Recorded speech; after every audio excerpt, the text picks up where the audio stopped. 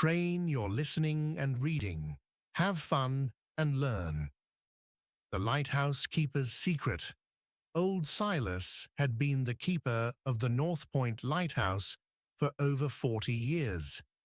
His days were a predictable rhythm of checking the lamp, noting the weather, and listening to the relentless crashing of waves against the rocky shore below. He was a solitary figure, content in his routine, and the nearby village considered him a quiet, if somewhat eccentric man. One stormy evening, a small fishing vessel was caught in a sudden squall. Silas, through the blinding rain and fierce winds, kept the lighthouse beam steady, guiding the struggling boat towards the safer waters of the harbor. The next morning, the grateful fishermen came to thank him. Among them was a young woman named Ilara, her eyes filled with a deep sense of gratitude. As Ilara spent more time in the village, she became intrigued by the old lighthouse keeper. There was a sadness in his eyes that hinted at a life beyond the solitary tower. One day, she gathered her courage and climbed the winding stairs to the lamp room. Silas was surprised by her visit. He rarely had guests.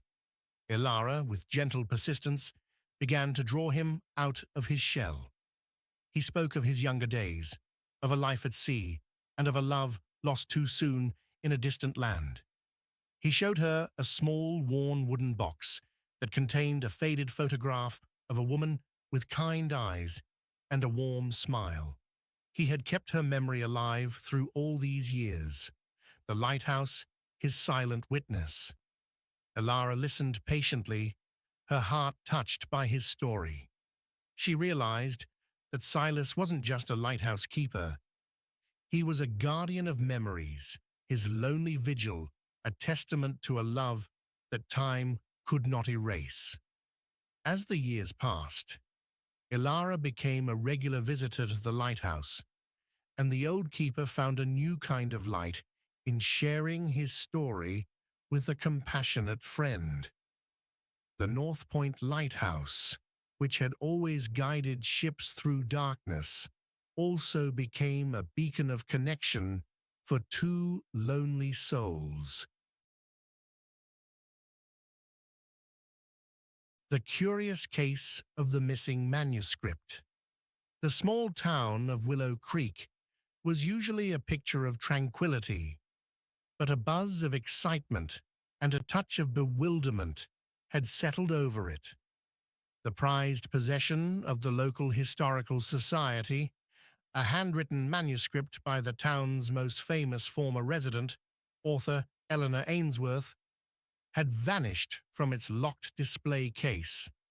Detective Miles Corbin, a keen observer with a reputation for solving peculiar cases, arrived in Willow Creek.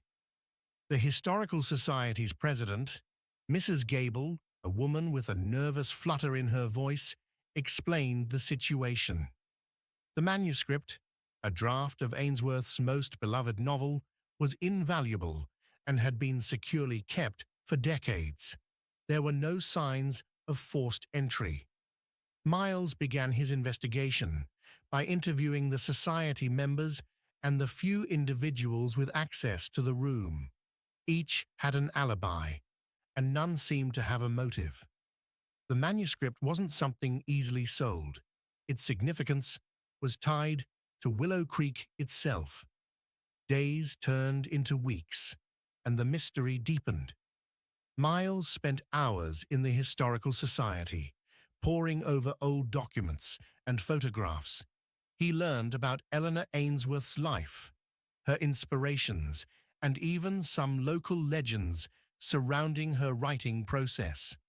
One afternoon, while examining an old photograph of Ainsworth's study, Miles noticed a detail he had overlooked before. In the background, partially obscured by a stack of books, was a small, antique-looking box. He inquired about it, but no one at the society could recall its existence. Intrigued, Miles asked to see the storage room. Tucked away in a dusty corner, behind a forgotten display of old farming tools, he found it, a small, antique wooden box, identical to the one in the photograph. It was unlocked. Inside, carefully nestled amongst yellowed lace and dried flowers, was the missing manuscript. The mystery wasn't a case of theft, but of misplacement, likely decades ago and forgotten over time. Eleanor Ainsworth, it seemed, had her own secret hiding places. The town of Willow Creek breathed a collective sigh of relief, and Detective Corbin, with a quiet smile, closed another curious case.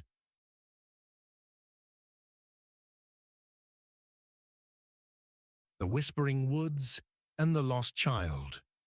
The Blackwood Forest had always held a certain mystique for the villagers of Oak Haven. Its ancient trees, their branches intertwined like gnarled fingers, cast long dancing shadows, and the rustling of leaves often sounded like hushed whispers. Children were warned to never stray too far within its depths. One crisp autumn afternoon, a young boy named Finn wandered into the woods, chasing a brightly colored butterfly. Lost in his pursuit, he ventured deeper than he intended, and soon the familiar paths had disappeared. Panic began to set in as the sun dipped lower, painting the sky in shades of orange and purple that did little to dispel the growing gloom within the forest. Meanwhile, the villagers had noticed Finn's absence. A frantic search party was organized, their lanterns casting bobbing circles of light against the encroaching darkness. They called his name, their voices echoing through the silent trees, but only the whispering leaves answered. An old woman named Elara, who lived on the edge of the forest and possessed a deep understanding of its ways, joined the search. She told them to listen, not just with their ears, but with their hearts. The woods, she said, have their own language. Sometimes, if you are still enough, they will guide you. Following her advice, the search party spread out, moving slowly and listening intently. After what seemed like an eternity, Elara heard a faint sound, a child's soft sob, carried on the gentle breeze.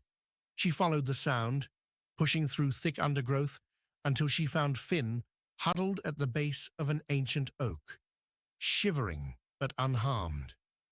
As Elara led Finn back towards the relieved villagers, the wind rustled through the leaves above them. It almost sounded like a sigh, a gentle whisper from the heart of the Blackwood Forest, as if the woods themselves had played a part in returning the lost child. The Baker Who Dreamed of Stars. Leo worked as a baker in a small, bustling town.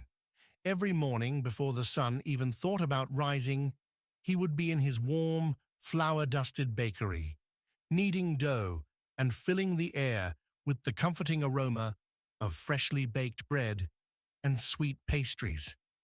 He was good at his craft, and the townsfolk loved his creations, but Leo harbored a secret dream, one that seemed as far removed from his daily routine as the stars were from his oven. He dreamed of the cosmos, of distant galaxies and swirling nebulae.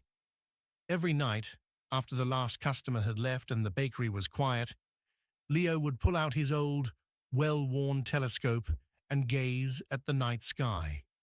He devoured books on astronomy, his imagination soaring beyond the confines of his small town. He learned about constellations, planets, and the vastness of the universe. Sometimes he felt a pang of longing, a wish to explore those distant wonders himself. One day, a traveling science fair came to town. Leo, hesitant but filled with anticipation, visited the exhibits. He saw real telescopes, spoke with astronomers, and even got to look through a powerful lens at the rings of Saturn. The experience ignited his passion even further. Inspired, Leo decided to combine his two loves. He started baking celestial-themed treats, cookies shaped like stars and planets, cakes decorated with swirling galaxies. They were a hit. People were charmed by his unique creations and the stories he shared about the constellations. Leo never became an astronaut, but he found his own way to bring the stars into his daily life and share their wonder with his community.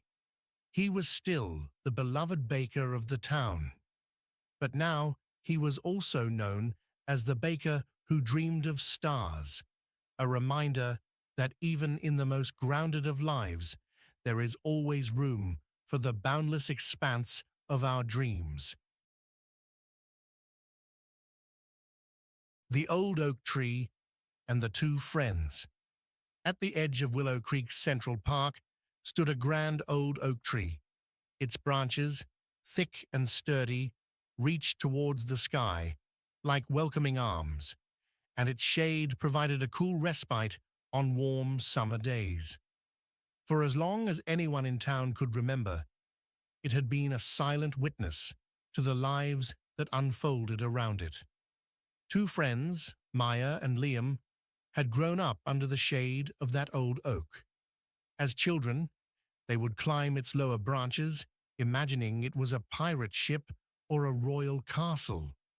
They shared secrets whispered into the rough bark and dreams sketched in the soft earth beneath its leaves. As they grew older, the oak remained their constant meeting place. They celebrated triumphs and sought solace there during difficult times.